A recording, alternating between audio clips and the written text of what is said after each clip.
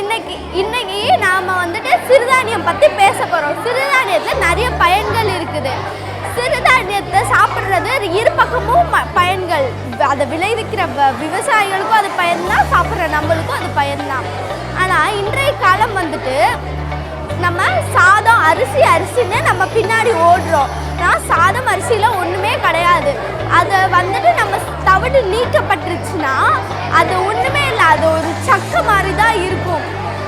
முன்னாடிலாம் பாட்டிலாம் என்ன சொல்லுவாங்க, இந்த கூழ் காய்ச்சி குடிங்க, இந்த ஆடி வந்துதான் கூழ் காய்ச்சி குடிங்க, அந்த மாதிரிலாம் சொல்கிற பாட்டிங்கெல்லாம் இப்போ வந்துட்டு என்ன பண்ணுறாங்க, இப்போ ஓட்ஸ் கலக்கி கொடுங்க, நான் வெயிட் லாஸ் பண்ணணும், ஓட்ஸ் கலக்கி கொடுங்கன்னு சொல்கிறாங்க. இப்போ இருக்கிற சின்ன பசங்களுக்கெல்லாம் என்ன, காலையில் சாப்பிடாம போயிடுறாங்க. நம்ம பேரண்ட்ஸ் எல்லாம் ரெண்டு பக்கமே வேலை பார்க்குறதுனால பசங்களுக்கு நம்மளால ஒழுங்காக சாப்பாடு கொடுக்க முடியலை. அதனால நம்ம ஃப்ளெக்ஸ் நோட்ஸ்ன்னு நம்ம பாலை ஊற்றினோன்னா நம்ம கலக்கி டக்குன்னு கொடுத்துட்றோம். இது பசங்களுக்கும் நம்மளுக்கும் சத்து கிடையாது. சிறுதானியங்களில் நிறைய பயன்கள் இருக்குது. சிறுதானியம் அளவில் சிறியதாக இருந்தாலும் பலனில் பெருசாக இருக்குது. இப்போ சிறுதானியங்களில் நிறைய இருக்குது. அதில் ஒரு சிறுதானியம் பற்றி நான் பேச போகிறேன். கோதுமை வந்துட்டு உலகில் மக்களால் ரொம்ப அதிகமாக சாப்பிட்றது கோதுமை. அந்த தானியத்தில் கோதுமை ஒன்றா இருக்குது. 3 வேளையும் சாப்பாடாக நம்ம உட்கொள்ள தக்க தானியத்தில் கோதுமை ஒன்றா பிரதான இடத்தை வகிக்குது. கோதுமையில் பல பயன்கள் இருக்குது. சர்க்கரை நோயை தீர்க்கிறதுக்கு, பெண்களுக்கு மார்பக புற்றுநோய் இல்லாமல் காக்கிறதுக்கு, மலச்சிக்கலை கட்டுப்படுத்துறதுக்கு கோதுமையில் முக்கியமாக செலினியன்ற மூலப்பொருள் அதிகமாக இருக்குது. அதை நம்ம உட்கொள்ளும் போது நம்மளோட தோல் தளர்ந்து விடாமல் சுருக்கம் இல்லாமல் காக்குது.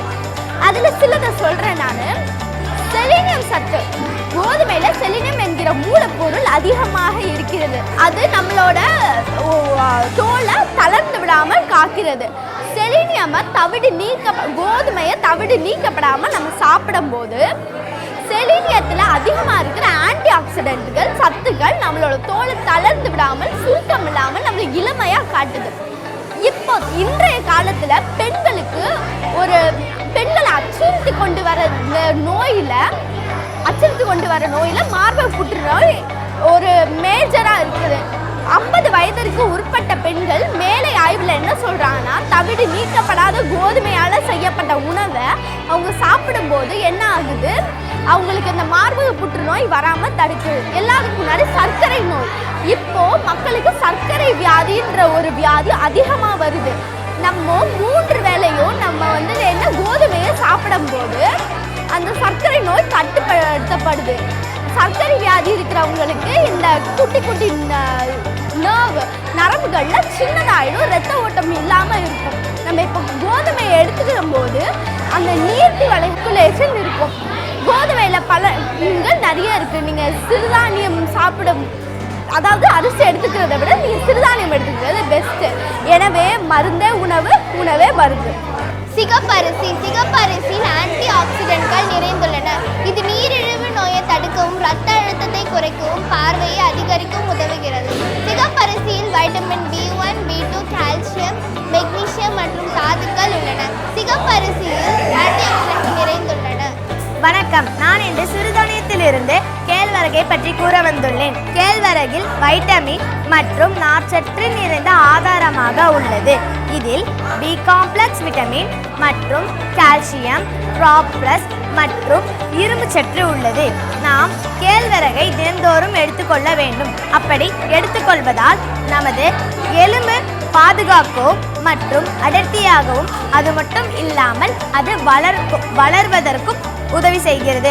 அது மட்டும் இல்லாமல் ஆரோக்கியமான சிறுகுடல் பிரச்சனை, செரிமான பிரச்சனைக்கெல்லாம் நமது கேழ்வரகே ஒரே தீர்வு. இதில் மற்ற தானியங்களை விட அதிக சக்தி உள்ளது. நன்றி, வணக்கம்.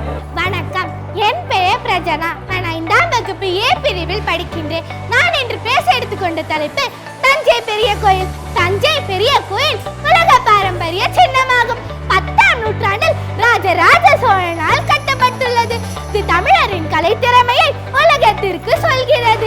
தஞ்சை பெரிய கோயில் தமிழ் எழுத்துக்களின் எண்ணிக்கையால் ஆனது. கோபுரத்தின் உயரம் 216 அடி. தமிழின் உயிர்மை எழுத்துக்கள் 216. சிவலிங்கத்தின் உயரம் 12 அடி. தமிழின் உயிரெழுத்துக்கள் 12. சிவலிங்கத்தின் பீடம் 18 அடி. தமிழின் மெய்யெழுத்துக்கள் 18. லிங்கத்திற்கும் நந்திக்கும் இடையே உள்ள தூரம் 247 அடி. தமிழ் மொத்தம் எழுத்துக்கள் 247. கோபுரத்தின் நிழல் கீழே விழாதபடி கட்டப்பட்டுள்ளது. ராஜராஜ சோழன் ஒரு தமிழ் பற்று மிக்க மன்னனாக திகழ்ந்தார். கோவிலில் உள்ள பெரிய நந்தி ஒரே கல்லால் ஆனது. தமிழகத்தில் எழுப்பப்பட்ட உயரமான முதல் கோபுரம் இதுதான். கோவிலில் உச்சியில் உள்ள கல் 81 டன் எடை கொண்டதாகும். 1987ஆம் ஆண்டு உலக பாரம்பரிய சின்னமாக யுனெஸ்கோ அறிவித்துள்ளது. நன்றி, வணக்கம். வணக்கம். இன்று நாங்கள் தமிழ் நாட்டு மருத்துவத்தை பற்றி பேசவிருக்கிறோம். தமிழ் வெற்றிக்கு மற்றும் வெற்றி வீரத்திற்கு மற்றும் சிறந்தவர்கள் அல்ல, மருத்துவத்துறையிலும் சிறந்தவர்கள் என நான் கூறுகிறேன். எப்பொழுது என்றால் நம் மருத்துவத்துறையில் நாட்டு மருத்துவம் தான் உள்ளது. அதாவது தமிழ் நாட்டு மருத்துவத்தில் மூலிகை மற்றும் வேர்கள் செடி கொடிகளில் இருந்து தான் மருந்துகள் தயாரிக்கின்றன. பழங்காலத்தில் தமிழ் மக்கள் மூலிகைகளை மருத்துவத்துறையில் பயன்படுத்தினர். எனவே நாட்டு மருத்துவம் எந்த காலத்திலும் பயன் கொடுக்கும். வணக்கம். இன்று நாங்கள் நவீன முறையில் தொழில் மண்பானை செய்வது எவ்வாறு என்று கூற வந்துள்ளோம். அதற்கு முன் நாங்கள் எங்களை அறிமுகப்படுத்துகிறோம். என் பெயர் பா புவனேஸ்வரன். என் பெயர் ரவி. உங்கள் முன் இருப்பதுதான் நவீன திருவை. இதைத்தான் இக்காலகட்டத்தில் உள்ள உழவர்கள் மண்பானைகளை செய்து வருகின்றனர். பண்டைய கால மக்கள் நீர் மற்றும் உணவுகளை சேமிப்பதற்காக மண்ணில் வடிவமைத்து அதற்கு மண்பாண்டம் என்று பெயர் சூட்டினார்கள்.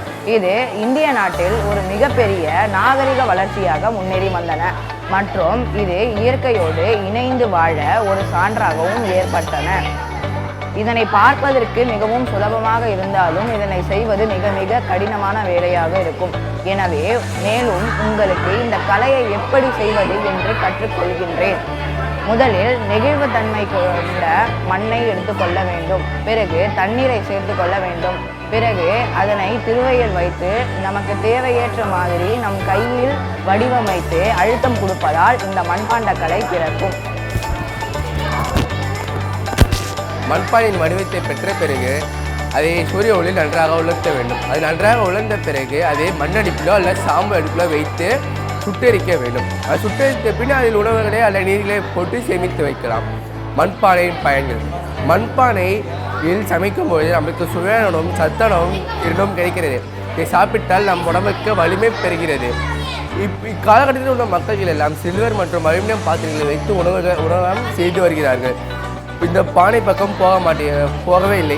ஆனால் பொங்கல் திருநாள் அன்று மட்டும்தான் மக்கள்கள் மண்பானை பக்கம் போகிறார்கள். ஏனென்றால் கோயில் வாசலிலோ அல்ல பஞ்சாயத்து திருவிழாவிலோ அல்ல பள்ளி வாசலிலோ இல்லை வீட்டு வாசலிலோ பானையை வைத்து தான் பொங்கலிட்டு வழிபட்டு வருகிறார்கள். நன்றி.